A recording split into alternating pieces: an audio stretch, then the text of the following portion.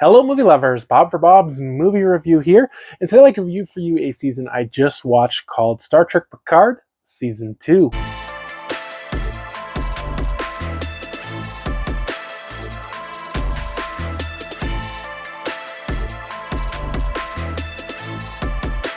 This one was provided to me for review by CBS. If you do get a chance to check this one out, love to hear your thoughts down in the comment section below. I'll be sure to include more information with the links for this one down in the description. So this was 10 episodes, roughly 45 minutes. So not a super long season. I think probably just a really good runtime on this one. So if you guys are new to the channel or just unfamiliar with my thoughts on Star Trek or The Next Generation, I was a huge Next Generation fan. Not as much anything else, you know, I've always liked Star Trek, but I was just a huge Next Generation fan. And of course, Picard is one of the most iconic characters in all of Star Trek. And a lot of times they say Kirk or Picard, because those are the two most iconic characters. For me, it was definitely Picard, because Kirk was before my time. You know, I was never really into the original series too much, and so I was never really that much into Kirk. I mean, maybe it's a little embarrassing to say this, but I really probably idolized Picard when I was a child.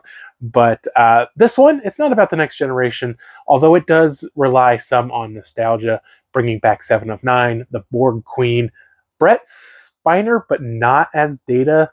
They didn't really get into it, but he must be somewhat of a descendant of the creator of Data, not the actual creator of Data, but some descendant of his. And to be honest, I'm not sure if any of the other characters were from the shows or not. There is Guinan, played by another woman, and then also by Whoopi Goldberg. So she's well known to Next Generation fans. So this season, to me, has a story that I don't think is really uniquely Star Trek, and is really kind of just so overdone.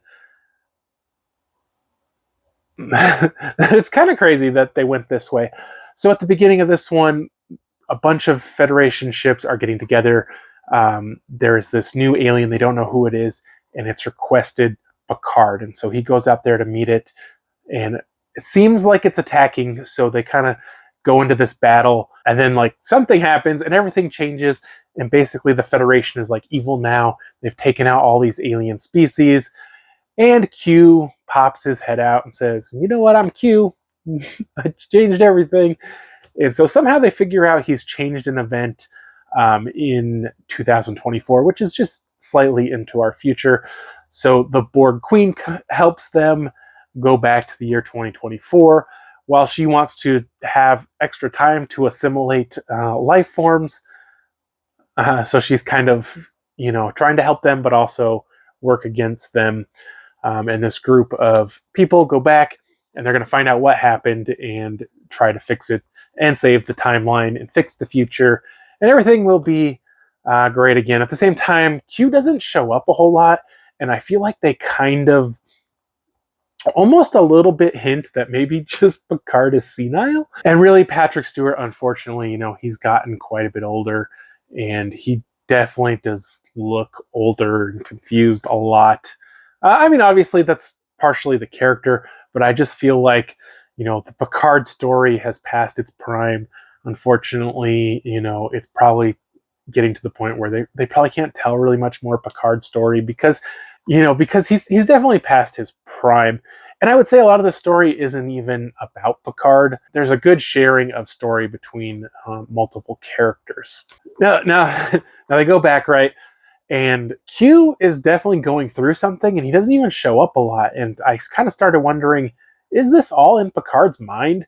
But then other characters interact some with Q when he's not around, and I'm like, well, okay, it's got to be real, right?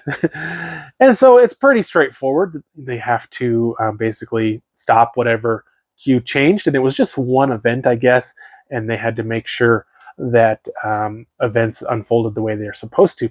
Now, like I say, this is a really popular story that's been told millions of times. It's been done on so many movies and TV shows, and it doesn't feel that unique or original. I mean, you do have the curveball of a Borg Queen working against you, but other than that, you know, it just doesn't seem very uniquely Star Trek. You know, when they go back, there's always the Borg Queen is always doing something to their ship to stop them from doing something and leaving them to the 2024 technology. And so, yeah, in a lot of ways, it just doesn't really seem that much like Star Trek.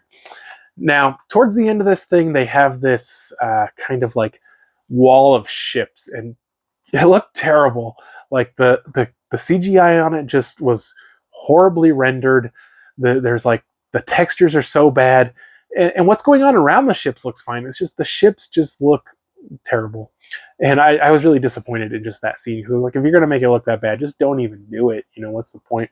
So overall, guys, great characters, great acting, a very unoriginal story, and a decent season that looks good most of the time. So I did enjoy this one. I'm going to give it a 3 out of 5. I just think that it's a story that's been told so many times, you know, it's hard to really get too excited for it. Hope you did enjoy the video. If you haven't already subscribed for more videos, check the videos, and I'll see you guys next time.